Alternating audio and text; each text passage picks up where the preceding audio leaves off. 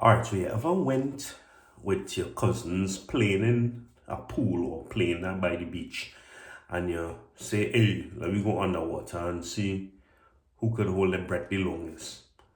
And you're down there and you're fighting and you're trying your best to stay under the water. Then your chest start to burn, you feel the back of your head starting to tighten up.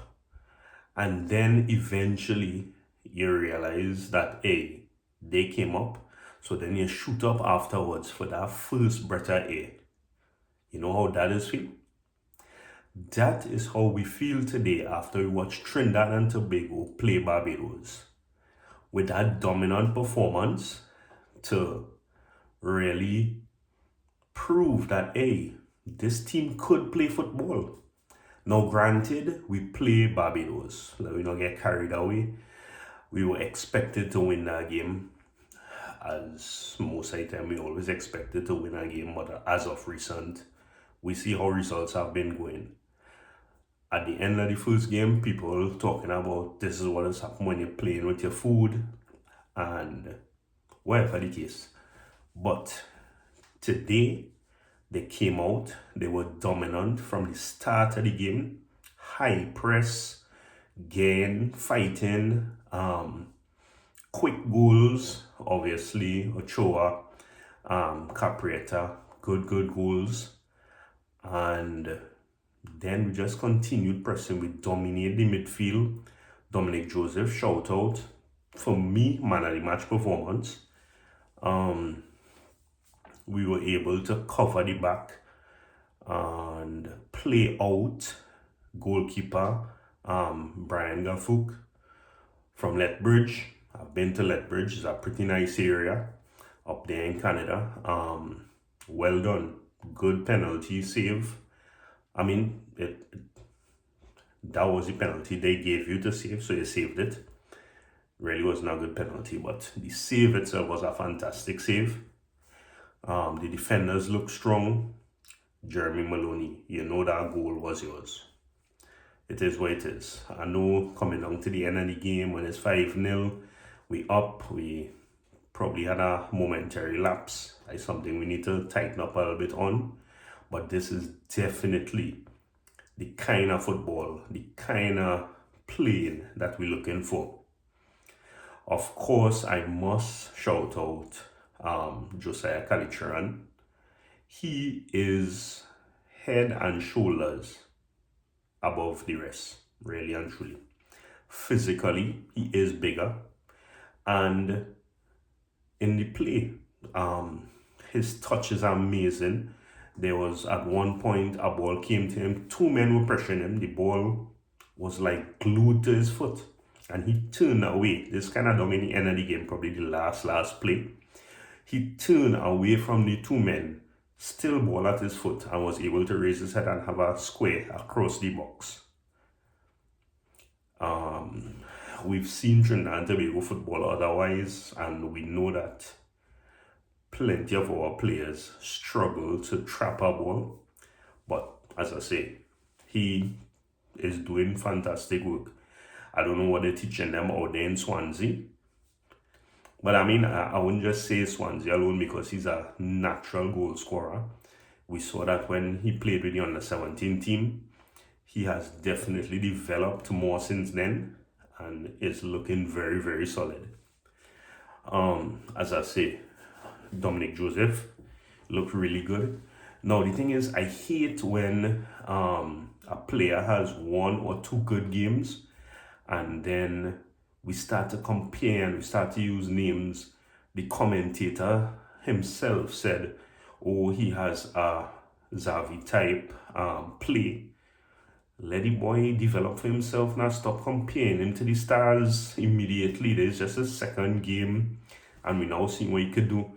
Obviously, playing out there in Canada, it is really good for him also.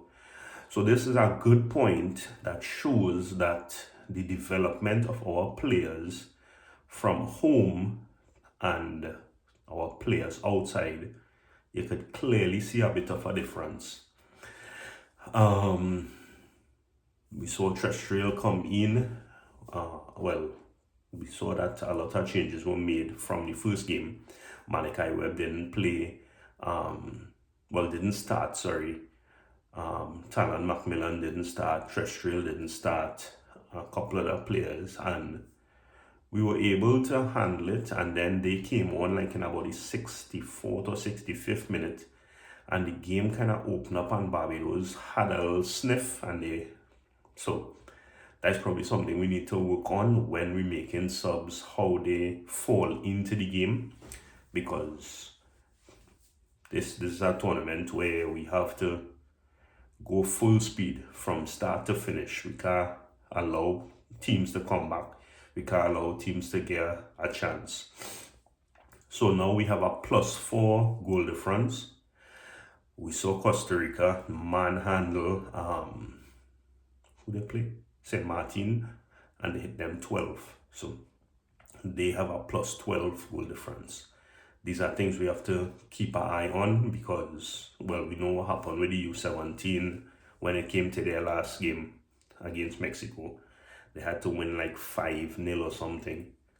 Really don't want that to be a scenario. So guys, continue working hard.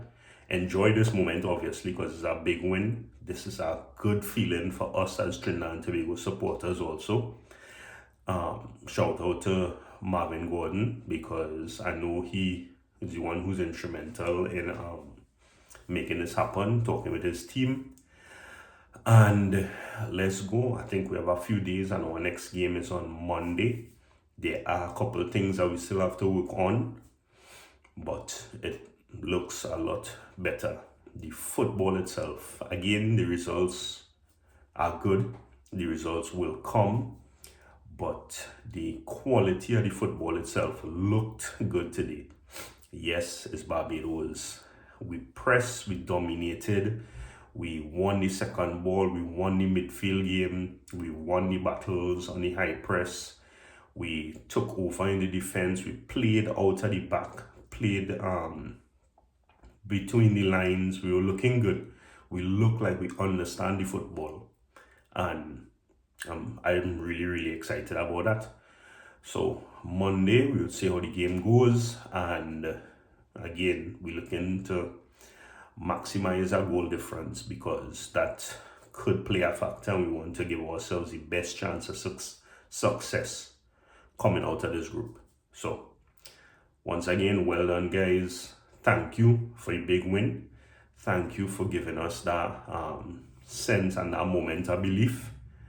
And just want to see what you all continue doing, and let's go. Point to note, did we have a big win because Devon Jocelyn wasn't there? Because I just looked at his team.